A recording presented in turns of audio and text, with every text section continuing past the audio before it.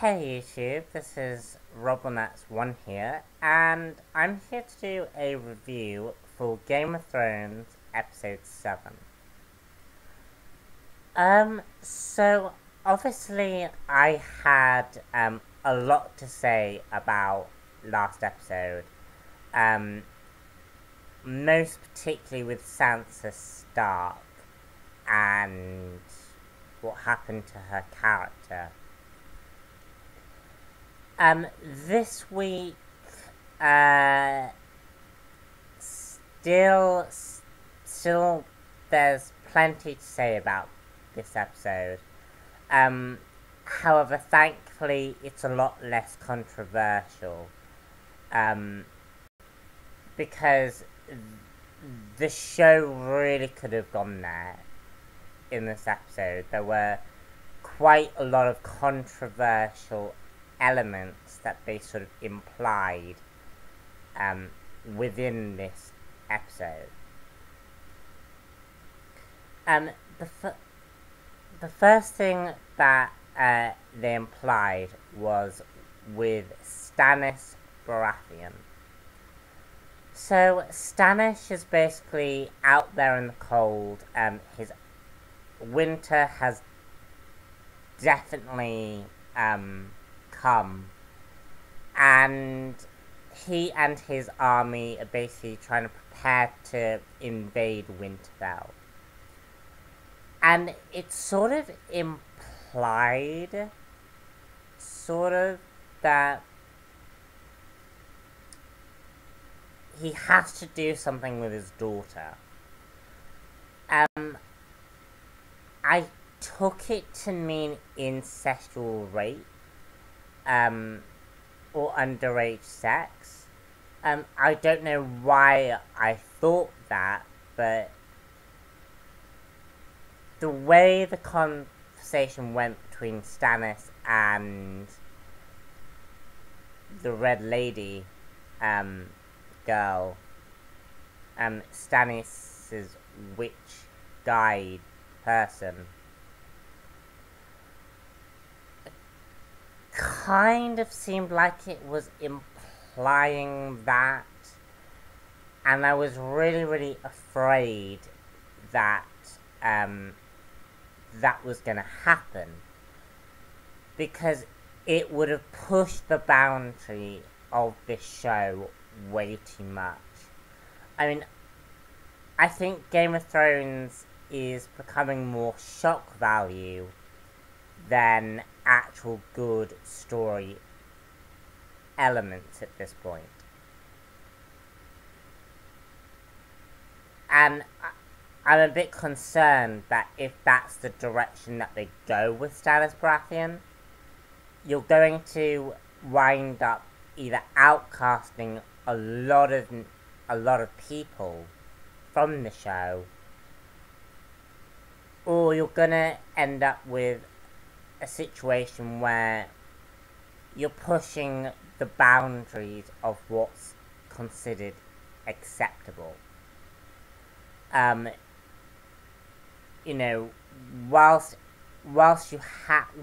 everything in Game of Thrones is done really well, everything from the visual effects to how things are shot, to how the sets look, because if you go behind the scenes and actually look at these sets, they're huge and fantastic.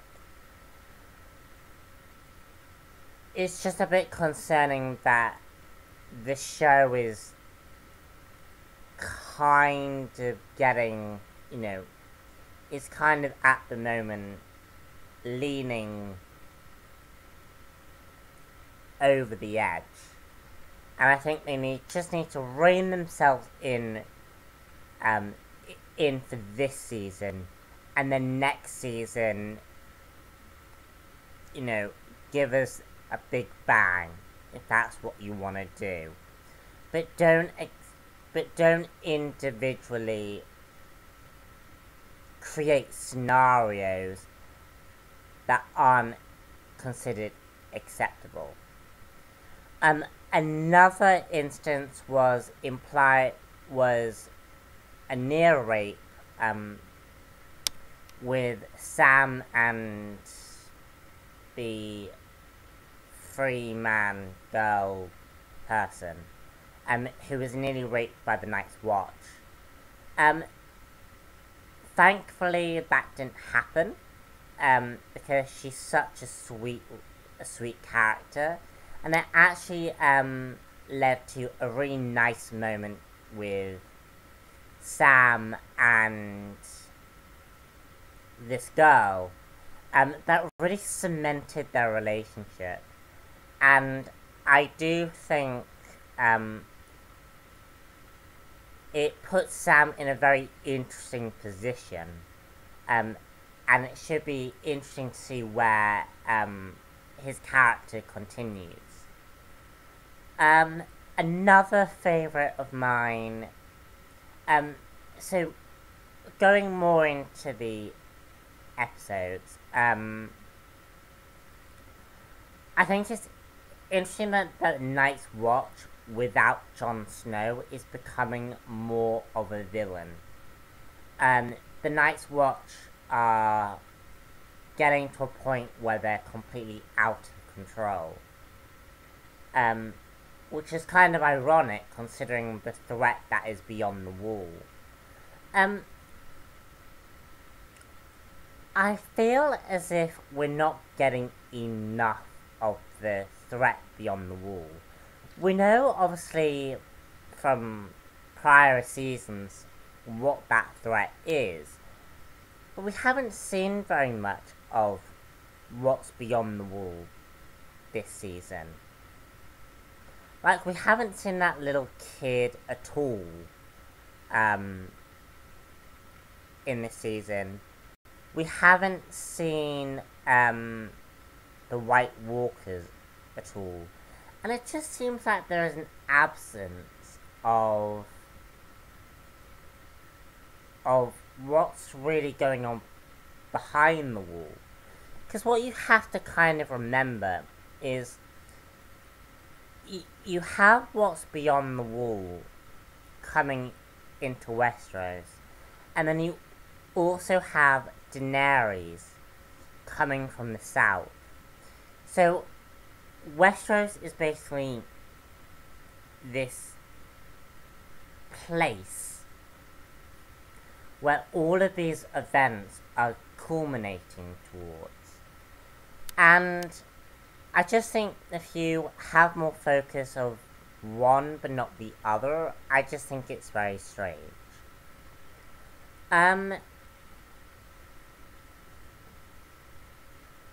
Another thing that I liked was the bits with Daenerys. Daenerys is obviously very against these fighting pits, and this season definitely is trying to get Daenerys to a point where she is going to have to make a huge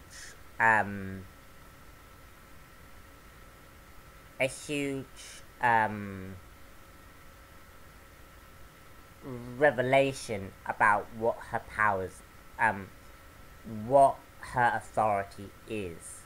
And I think the dragons are going to be very much a part of that. We get the return of her aide in this episode. Tyrion finally meets Daenerys. So Daenerys is going to be in a very interesting position where everything that she originally wanted to get to is going to be offered, and that she's going to have to make some very interesting choices. And I think that's good because Daenerys is one of the few characters that, you know, I think fans can get behind. Finally, another interesting thing that I wanted to comment on was Cersei and Sparrows and all of that stuff with the Sparrows. The head Sparrow talks about the fact that people there are more people, like peasants and poor people and that kind of stuff, than there are rich people who are in control. And what I really, really liked about this concept was that Cersei has given the people power. And what fascinates me about this is this religious cult deems itself more powerful than the royal family. And that really, really interests me, because the fact that they imprisoned Cersei was, like, really, really impressive. But just the fact that, I really, really liked that concept, and I do think, where they're going with this show is really, really interesting. So, great episode.